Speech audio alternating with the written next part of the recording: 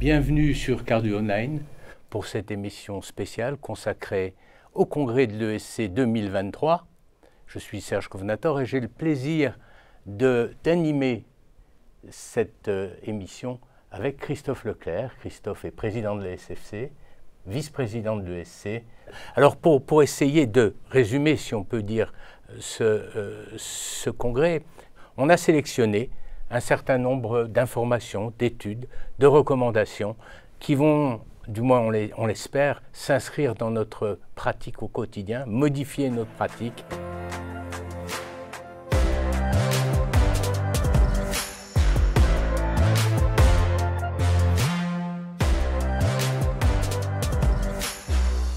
Durant ce congrès ESC 2023, ce matin pour être précis, nous avons eu les nouvelles recommandations sur l'endocardite. Elles sont très importantes puisque c'est un sujet qui reste d'actualité, puisque la mortalité reste importante, la prévalence de la maladie reste importante et c'est un sujet qui nous occupe beaucoup dans les hôpitaux français comme dans les hôpitaux du monde entier. Les précédentes recommandations étaient faites par Gilbert Habib, donc elles étaient très francophiles.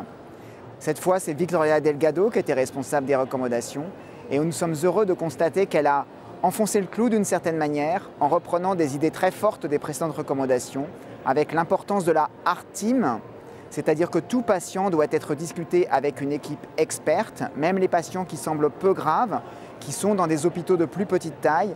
On doit informer le centre expert pour pouvoir avoir une communication, pas faire venir tous les patients dans les grands centres, mais au moins qu'il y ait une communication entre les centres. Et il y a un rôle central de la Heart Team pour discuter infectiologue, cardiologue, anesthésiste, chirurgien, gériatre, comment on va prendre en charge le patient. Donc, importance de ces réunions pluridisciplinaires. L'autre point fondamental, ça avait été très mis en avant par Gilbert Habib dans les précédentes recommandations, c'est l'imagerie. L'échographie transthoracique, l'échographie transœsophagienne que l'on va renouveler à 7 jours, que l'on va renouveler lorsque l'on va passer du traitement IV au traitement PEROS pour vérifier que le patient est un bon répondeur au traitement. Donc l'échographie reste centrale. Néanmoins, le scanner est très important aussi pour compléter l'échocardiographie. Il est mis en recommandation de niveau 1, là où il était juste balbutiant dans les précédentes recommandations. La médecine nucléaire, qui avait été mise en avant par Gilbert Habib, est renforcée dans son indication avec un niveau 1 pour les patients porteurs de prothèses valvulaires et on peut le discuter aussi parfois pour les patients qui sont porteurs d'un pacemaker.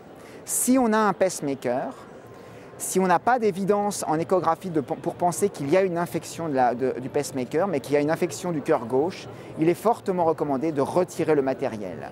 Et point très important, si un patient a de l'insuffisance cardiaque, si un patient reste fébrile malgré le traitement antibiotique, si le patient a un événement embolique sous traitement antibiotique, il y a une indication urgente à la chirurgie. Si la végétation fait plus de 10 mm et que le patient a une insuffisance cardiaque ou a un événement embolique malgré le traitement antibiotique, il y a une indication urgente à la chirurgie. Donc il faut vraiment discuter ces dossiers et ne pas attendre trop longtemps et vraiment parler avec le centre expert dès que le diagnostic est fait, dès que l'on a même la suspicion forte d'un diagnostic pour ne pas perdre de temps sur les patients qui doivent être opérés dans les 7 jours. Alors on l'a vu, hein, ces recommandations mettent en exergue la Heart Team, les centres experts. Il y a un point quand même qui est important, qui nous concerne au quotidien. Anne, c'est la prophylaxie. Oui, tout à fait. Dans ces recommandations, c'est ce qu'on peut souligner, en plus des points qu'a souligné Erwan, hein, c'est l'antibioprophylaxie qui est vraiment renforcée dans ces recommandations. On sait toutes les controverses autour depuis des années. Dans ces recommandations, on reconnaît qu'il y a une augmentation des gestes interventionnels percutanés, donc il y a une augmentation des populations à risque d'endocardite, et donc ça a été renforcé. Alors comment? Il y a les populations à risque élevé que l'on connaît tous classiquement, antécédents d'endocardite, antécédents de chirurgie avec prothèse ou réparation chirurgicale, et on va mettre dans ce groupe-là les patients avec prothèse percutanée aortique ou pulmonaire, et puis les antécédents de chirurgie de cardiopathie congénitale ou les cardiopathies congénitales non corrigées. Dans ce groupe-là, ils sont passés en recommandation de classe 1. Et on va ajouter les assistances ventriculaires. Et puis, sont arrivés en recommandation de classe 2A les patients porteurs d'une réparation percutanée bord à bord de la mitrale et de la valve tricuspide. Donc ça, c'est une nouveauté, ainsi que les patients transplantés cardiaques. Donc des patients à risque élevé en classe 1 et en classe 2, des patients aussi à risque intermédiaire pour lesquels il faut prévoir des mesures d'hygiène et d'éducation, d'hygiène cutanée et dentaire avec un niveau de recommandation de classe 1. Donc ça, c'est des points importants et des nouveautés. On peut aussi ajouter les patients avec dispositif de fermeture de CIA ou auricule gauche, dans les 6 premiers mois, sont considérés comme des populations à risque élevé. Et les patients qui vont avoir des investigations autres que les soins dentaires, par exemple digestives? Oui, alors c'est la réintroduction dans ces recommandations-là. Effectivement, avant de parler que des soins dentaires, sont revenus au niveau de recommandation 2B tous les gestes autres que dentaires, c'est-à-dire exploration digestive, du tractus urinaire ou respiratoire. Donc niveau 2B de recommandation en ce qui concerne l'antibioprophylaxie. Oui, il faut rappeler que 2B, ce n'est pas une recommandation très forte. Exactement. C'est pas très fort. Il y a eu, depuis 2015, des études observationnelles qui font que la task force a dit qu'il faut qu'on introduise cette catégorie-là de gestes dans les recommandations. Oui, c'est un pas. Voilà. Maybe. Jean-Claude, quelle particularité pour ces problèmes d'endocardite infectieuse avec les prothèses implantées, avec les devices?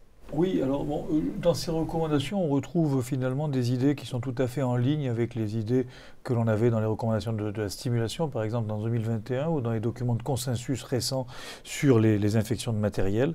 Et on a parlé en particulier de ces infections du cœur gauche, pour lesquelles on se pose la question de finalement extraire un matériel qui se trouve dans les cavités droites et qui n'a pas d'évidence d'infection. Eh bien oui, dès qu'il y a une bactériémie et qu'il y a du matériel en place, on doit se poser cette question. Donc je crois que ces recommandations sont parfaitement en ligne avec la pratique actuellement dans le domaine des infections de matériel. Quand on enlève le matériel, on le remet comment? Eh bien, on respecte toujours les mêmes règles, c'est-à-dire qu'il faut attendre un certain temps si le patient n'est pas stimulodépendant.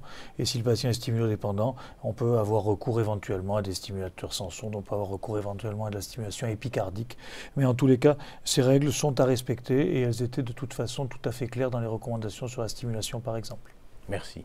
Donc, oui, on sent, il faut les lire, ces recommandations. Il faut aller un peu plus loin. C'est un problème qui finalement nous touche beaucoup plus souvent qu'on ne pourrait le penser. Il faudrait peut-être faire passer le message aussi à nos collègues généralistes que chez un patient qui est porteur d'une prothèse ou qui est à risque, une hyperthermie ne doit pas s'accompagner d'une antibiothérapie sans aller un peu plus loin dans la démarche et faire des hémocultures.